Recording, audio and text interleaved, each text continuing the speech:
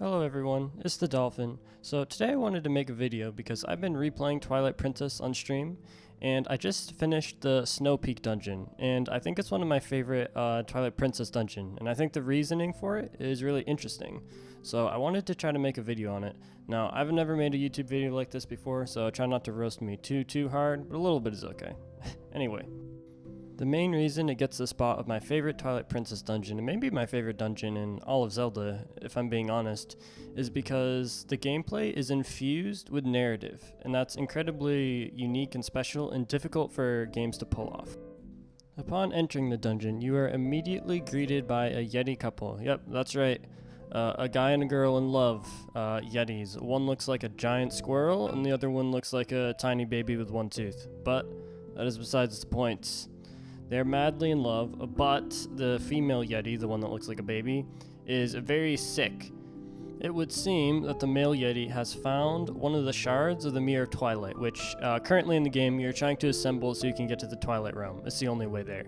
But the game is making a theme that the Twilight shards are full of like a great evil and darkness. So there's that like undertone that these things have like a very frightening power. Anyway. The girl Yeti, it tells you that ever since he found that mirror, shit hasn't been good, right? She's been sick and monsters appear, so it's bad news, and they locked it on the 3rd floor.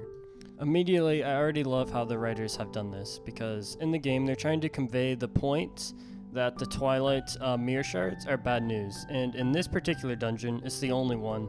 They actually have a story within the dungeon that adds value to the plots.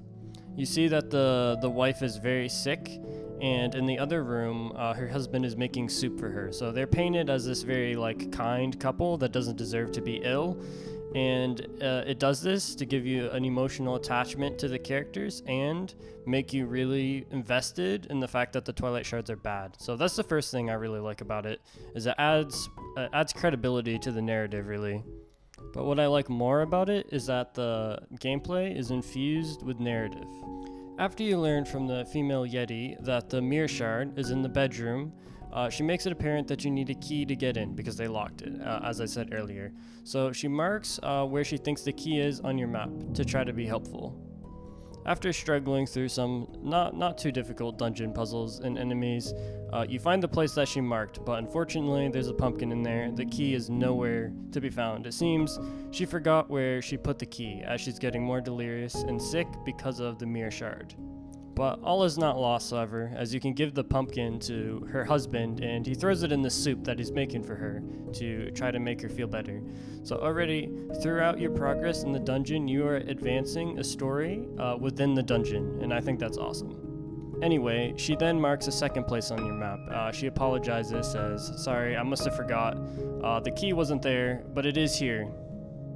And you guessed it, you go over there, and it's another food item. She forgot again. She clearly is in her right mind. She's very sick.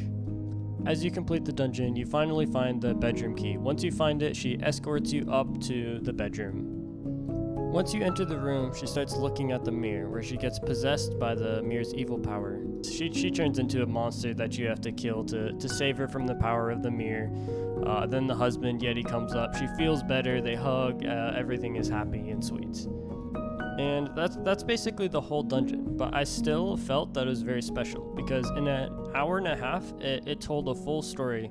It told the story of a relationship, and more important to the full plot, it told the story of the mirror shards and how dangerous it was that it could, affect characters deeply in this way. And it was all done in a very moving way, all in a way that's not in your face. I wasn't watching any cutscenes. I formed all of these attachments while immersed in gameplay. And I don't think games do that enough at all. Too much of the time, gameplay is kept separate from the narrative. You get your narrative in the story, you get your gameplay in the gameplay. But my favorite is when games are able to do both. BioShock is a great example of that. I really appreciate that game for the way the narrative is infused into the gameplay. And it's really just not seen that much, and I think this is the only Zelda dungeon to do that, so I think it's my favorite for that reason. I hope you all enjoyed my take of this. If you're interested in my streams, I stream Monday through Friday, Eastern Standard Time, 6 p.m. I hope to see you all there. Have a great day.